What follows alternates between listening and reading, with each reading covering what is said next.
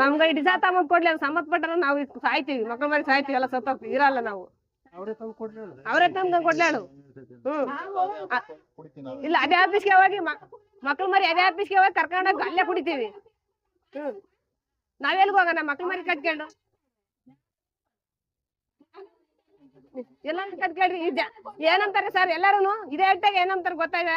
ಅವ್ರಿಗೆ ಜಾಗ ಎಲ್ಲ ಬಂದ್ ಕಟ್ಕೊಳ್ಯಾರ ಅಂತ ಕೇಳ್ತಾ ಇದಾರೆ.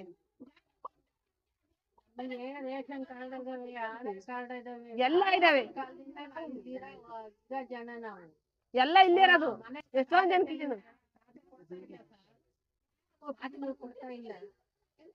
ಇವಾಗ ನಮಗೆ ಮನೆ ಕಟ್ಕೊಳಕ್ಕೆ ಜಾಗನೂ ಇಲ್ಲ, ದುಡ್ಡು ಇಲ್ಲ. ನಾವ್ ಎಲ್ಗೋ ಅಂತ ಸಣ್ಣ ಸಣ್ಣ ಮಕ್ಳು ಇಟ್ಕೊಂಡು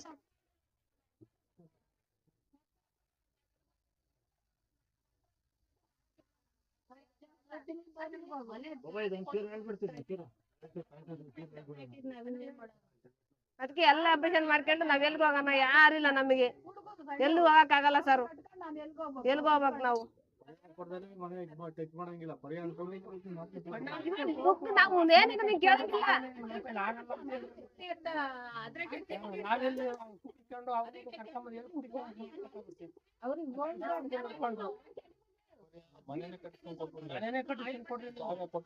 ನಮಗೆ ಜಾಗ ಕೊಟ್ಟು ಮನೆ ಕಟ್ಟಿಸಿ ಕೊಡ್ರಿ ಸರ್, ನಾವೆಲ್ಲೂ ಹೋಗಕ್ಕಾಗಲ್ಲ, ನಮ್ ಕೈಲಿ ಆಗಲ್ಲ. ನಮ್ಗೆ ತಿಳಿಸೋಕೆ ಇಷ್ಟಪಡ್ತಾ ಇರೋದೇನಂದ್ರೆ 2019ರಲ್ಲಿ ನಮಗೆ ನೋಟಿಸ್ ಕೊಡ್ತಾ ಇದ್ದಾರೆ. ಏನು ನಿಮ್ಮ ಮನೆಗಳು ಹೋಗ್ತಾ ಇದ್ದಾವೆ, ಇಂಥ ಸರ್ವೆ ನಂಬರಲ್ಲಿ 86/1ರಲ್ಲಿ ಮನೆಗಳು ಹೋಗ್ತಾ ಇದ್ದಾವೆ, ನಾವು ನಿಮಗೆ ನೋಟಿಸ್ ಕೊಡ್ತಾ ಇದ್ದೀವಿ, ಹಂಗಾಗಿ ಇದಕ್ಕೆ ಸಂಬಂಧಪಟ್ಟಂತ ದಾಖಲಾತಿಗಳನ್ನ ತಗೊಂಡ್ ಕೊಡ್ರಿ ಅಂತ ನಮ್ಗೆ ಹೇಳಿದ್ರು.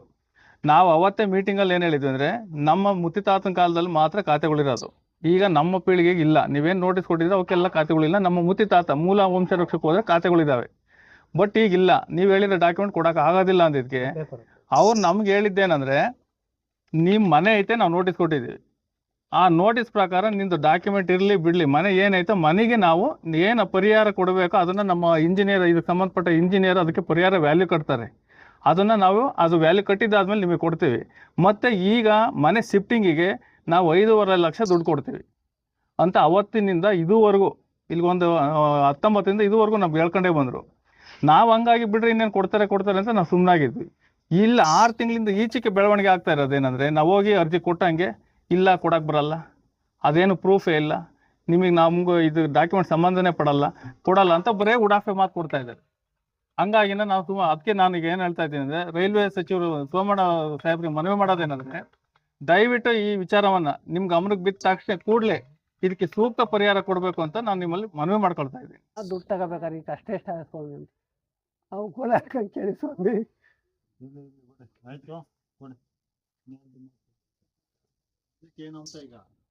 ಮುಂದಕ್ಕೆ ನಮಗೆ ದಯವಿಟ್ಟು ಕೊಡಿಸ್ಬೇಕು ಅಂತ ನಾವು ದಯವಿಟ್ಟು ಕೇಳ್ತಾ ಇದ್ದೀವಿ ಸ್ವಾಮಿ. ಮತ್ತು ನಂದು ಕುರಿರೊಪ್ಪ ಇದೆ, ಮತ್ತು ಇಲ್ಲಿ ಉಲ್ದ್ರಪ್ಪ ಹಾಕೊಂಡಿದ್ವಿ, ಆ ಜಾಗ 86ರಲ್ಲಿ ಮತ್ತು 88ರಲ್ಲಿ ಮನೆ ಇದೆ, ಮತ್ತು ಇದು ಹೆಣ್ಮಕ್ಳು ನೀರು ಬರಬೇಕಮ್ಮ ಜಾಗ ಎಲ್ಲ ಮಾಡ್ಕೊಂಡಿದ್ವಿ. ಎಲ್ಲ ನೀವು ಪರಿಹಾರ ನಮಗೆ ಕೊಡಿಸ್ಬೇಕು ಅಂತ ಕೇಳ್ಕೊಂತ ಇದ್ದೀವಿ. ಪರಿಹಾರ ಕೊಡೋವರೆಗೂ ನಾವು ಬಿಡಲ್ಲ ಸ್ವಾಮಿ. ನನ್ನ ತಲೆನೇ ಹೋದ್ರೂ ಸರಿ, ನಾವು ಬಿಡಲ್ಲ. ನಾನು ಆಚೆಗೆ ಹೋಗೋದಿಲ್ಲ. ಎಷ್ಟೇ ಜನ ಮನೆ ಬಿಟ್ಟು ಆಚೆಗೆ ಹೋದ್ರೆ ನಾನಂತೂ ಹೋಗೋಕ್ಕಾಗಲ್ಲ, ಕೊಡಲೇಬೇಕು ಸ್ವಾಮಿ. ನಾವು ಪರಿಹಾರ ಕೊಡೋವರೆಗೂ ನಾನು ಈ ಜಾಗ ಬಿಟ್ಟು ಕಲಕಲ್ಲ, ಆಚೆಗೆ ಹೋಗಲ್ಲ. ಅವ್ರು ಏನನ್ನ ಮಾಡಿರೋ ಸದ್ದಿನಿ ಕೋರ್ಟ್ನಲ್ಲಿ ತೀರ್ಮಾನ. ಅವರು ಕೋರ್ಟಲ್ಲ, ಪೊಲೀಸ್ ಸ್ಟೇಷನ್ನೇ, ಪೊಲೀಸ್ನವರೇ ಬರಲಿ, ಲಾಯರೇ ಬರಲಿ, ಯಾರೇ ಬಂದರೂ ನನಗೆ ಪರಿಹಾರ ಬಂದು ನನಗೆ ಜಾಗ, ಆ ಕಡೆ ಜಾಗ ತೋರಿಸಿ ನೀನು ಈ ಕಡೆ ಮನೆ ಕಟ್ಕೊಳಪ್ಪ ಅಂತ ನನಗೆ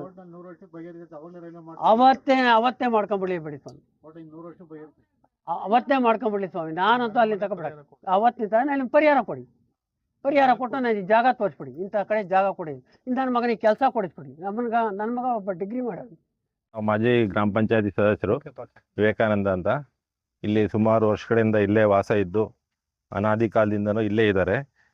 ಹಿಂಗಾಗಿ ಇವ್ರಿಗೆ ಸುಮಾರು ಕೆಲವು ಇಲ್ಲಿ ಮನೆಗಳು ಖಾತೆ ಮಾಡ್ಕೊಂಡಿದ್ದಾರೆ, ಕೆಲವು ಖಾತೆ ಮಾಡ್ಕೊಂಡಿಲ್ಲ. ಅವ್ರಿಗೆ ಇಲ್ಲಿ ರೈಲು ಹೋಗೋದ್ರಿಂದ ಅವ್ರಿಗೆ ಅಟ್ಲೀಸ್ಟ್ ಮನೆಗೆ ಪರಿಹಾರನಾದರೂ ಕೊಡಲೇಬೇಕು. ಇಲ್ಲಿ ಪರಿಹಾರ ಕೊಟ್ಟರೆ ಅವರು ಬೇರೆ ಏನಾದರೂ ಅದು ದಾರಿ ಮಾಡ್ಕೊಂಡು ಮನೆ ಕಟ್ಕೊತಾರೆ, ಇಲ್ಲ ಅಂದರೆ ಅವರು ಬೀದಿಗೆ ಬೀಳ್ತಾರೆ. ಹಂಗಾಗಿ ಅವ್ರಿಗೆ ಪರಿಹಾರ ಕೊಡೋವರೆಗೂ ಅವ್ರನ್ನ ಇಲ್ಲೇ ಇದನ್ನು ಮಾಡ್ಕೊಂಡು ಇಲ್ಲೇ ವಾಸ ಇರ್ತಾರೆ. ಯಾವುದೇ ಅಡಚಣೆ ಮಾಡಬಾರ್ದು. ತಾಲೂಕು ಆಡಳಿತ ಬಂದು ಇಲ್ಲಿ ಎಚ್ಚೆತ್ಕೊಂಡು ಇವ್ರಿಗೆ ಏನು ಪರಿಹಾರ ಕೊಡಬೇಕು ಅದನ್ನು ಸೂಕ್ತವಾಗಿ ಕೊಡಿಸ್ಬೇಕು ಅಂತ ನಮ್ಮ ಕಳ್ಕೊಳ್ಳಿ ಮನವಿ ಮಾಡ್ತೀವಿ. ಇವ್ರೆಲ್ಲಿ ಹೋಗ್ಬೇಕು, ಎಲ್ಲಿ ವಾಸ ಮಾಡೋಕೆ, ಮರದಡೆ ಏನು ಜವಳಿ ಕಟ್ಬೇಕಾ? ಇವರು ಏನು ಮಾಡಬೇಕು ಈಗ? ಅವ್ರಿಗೆ ನಾವು ಮೊದಲು ಅವರಿಗೆ ಸೈಟ್ ಕೊಡಬೇಕು. ಖಾತೆ ಮಾಡಿರಲಿಲ್ಲ. ನಾನು CEO ಪ್ರಭು ಸಾರ್ಥಕ್ ಹೋಗಿ ಈ ಒಣಗಿಗೆ ಖಾತೆ ಮಾಡಿಸ್ಕೊಟ್ಟೆ. ಈ ಖಾತೆನ ಹೇಳಿ ಅವರು PDOಗೆ ಫೋನ್ ಮಾಡಿ ಖುದ್ದ ಕರೆಸಿ ಮಾಡಿಕೊಟ್ರು. ಎಷ್ಟೋ ಖಾತೆನೇ ಮಾಡಿಸ್ಕೊಂಡಿಲ್ಲ ಇಲ್ಲಿ. ಇಂಥ ಸನ್ನಿವೇಶ ಇದ್ದಾಗ ನಮ್ಮ ಆಡಳಿತ ಏನು, ತಾಲ್ಲೂಕು ಆಡಳಿತ ಏನಿದೆ, ಏನು ಜಿಲ್ಲಾಡಳಿತ ಏನು ಮಾಡ್ತಿದ್ದಾರೆ?